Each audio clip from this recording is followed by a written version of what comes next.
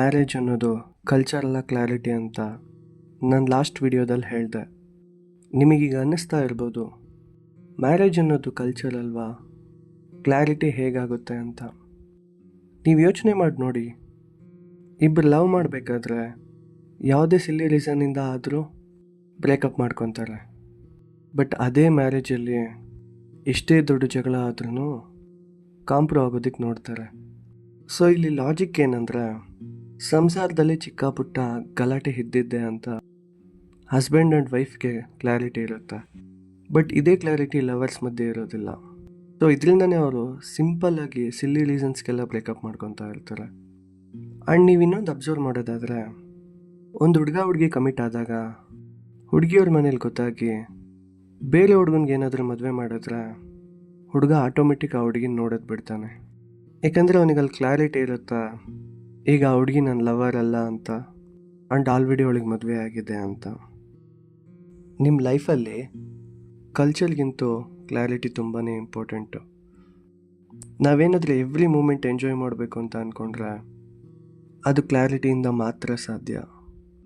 ನೀವೇನಾದರೂ every moment enjoy ಮಾಡಬೇಕು ಅಂತ ಈಗ ಡಿಸೈಡ್ ಆದ್ರೂ ನೀವು ಫಸ್ಟ್ ಮಾಡಬೇಕಾಗಿರೋ ಕೆಲಸನೇ situation as it is accept ಮಾಡ್ಕೊಳ್ಳೋದು. ಆ್ಯಂಡ್ ಪಾಸ್ಟ್ ಬಗ್ಗೆ ಆಗಲಿ ಫ್ಯೂಚರ್ ಬಗ್ಗೆ ಆಗಲಿ ಯೋಚನೆ ಮಾಡದೇ ಇರೋದು. ಆ್ಯಂಡ್ ಕಲ್ಚರ್ನ ಸಡನ್ನಾಗಿ ಬಿಡೋದಕ್ಕೆ ತುಂಬ ಕಷ್ಟ ಆಗುತ್ತೆ. ಬಿಕಾಸ್ ಕಲ್ಚರ್ ಅನ್ನೋದು ಮೂಢನಂಬಿಕೆ ಇದ್ದಂಗೆ. ಕಲ್ಚರ್ ಅನ್ನೋದು ಯಾವುದನ್ನು ಕ್ವಶನ್ ಮಾಡ್ದೇ ಅಕ್ಸೆಪ್ಟ್ ಮಾಡುತ್ತೆ.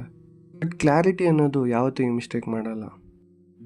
ಫಸ್ಟ್ ಡೌಟ್ ಸ್ಟಾರ್ಟ್ ಆಗಿ ಆ್ಯಂಡ್ ಆ ಡೌಟಿಂದ ರಿಯಲೈಸೇಷನ್ ಆಗಿ, ಸೊ ನೆಕ್ಸ್ಟ್ ಟೈಮ್ ಮಿಸ್ಟೇಕ್ ಮಾಡಬೇಕು ಅಂದರೆ ನನಗೆ ಆಲ್ರೆಡಿ ಕ್ಲಾರಿಟಿ ಇದೆ ಅನ್ನೋ ಮೆಂಟಾಲಿಟಿ ಬರುತ್ತೆ.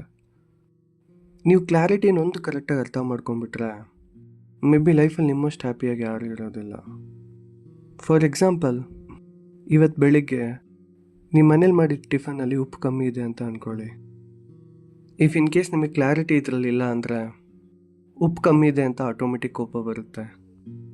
ಬಟ್ ಅದೇ ನೀವು ಒಂದು ನಿಮಿಷ ಕೂತ್ಕೊಂಡು ಯೋಚನೆ ಮಾಡಿದಾಗ ಗೊತ್ತಾಗುತ್ತೆ, ನಾನು ಈ ಟಿಫನ್ ತಿಂತಾ ಇರೋದು ಟೇಸ್ಟ್ಗೋಸ್ಕರನೋ ಅಥವಾ ಬಾಡಿಗೆ ಬೇಕಾಗಿರೋ ಸ್ಟ್ರೆಂತ್ಗೋಸ್ಕರನೋ ಅಂತ.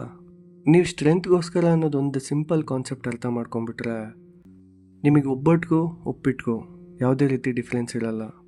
ಆ್ಯಂಡ್ ನಾವು ಒಂದಿನ ಉಪ್ಪಿಟ್ಟು ತಿನ್ನೋದಕ್ಕೆ ತುಂಬ ಬೇಜಾರು ಪಟ್ಕೋತೀರಿ. ಇಫ್ ಇನ್ ಕೇಸ್ ನಿಮಗೇನಾದರೂ ಫುಡ್ ಮೇಲೆ ಕ್ಲಾರಿಟಿ ಬಂತು ಅಂದರೆ ನೀವು ವರ್ಷ ಪೂರ್ತಿ ಬೇಕಾದರೂ ಉಪ್ಪಿಟ್ಟು ತಿನ್ನೋದಕ್ಕೆ ರೆಡಿ ಆಗ್ತೀರಾ. ಆ್ಯಂಡ್ ನನ್ನ ಸಿಂಪಲ್ ಅಪ್ರೋಚ್ ನಿಮಗೇನೆಂದರೆ, ಯಾವುದೇ ಕಲ್ಚರ್ನ ಈಸಿಯಾಗಿ ಅಕ್ಸೆಪ್ಟ್ ಮಾಡ್ಕೊಬಿಡಿ. ಪ್ರತಿಯೊಂದರಲ್ಲೂ ಕ್ಲಾರಿಟಿ ಹುಡುಕಿ. ಆ್ಯಂಡ್ ನಿಮ್ಗೆ ಯಾವುದಾದ್ರೂ ಕಲ್ಚರ್ ಇಷ್ಟ ಆದರೆ ಆ ಕಲ್ಚರಲ್ಲೂ ಸಹ ನೀವು ಕ್ಲಾರಿಟಿ ಹುಡುಕಬೇಕು.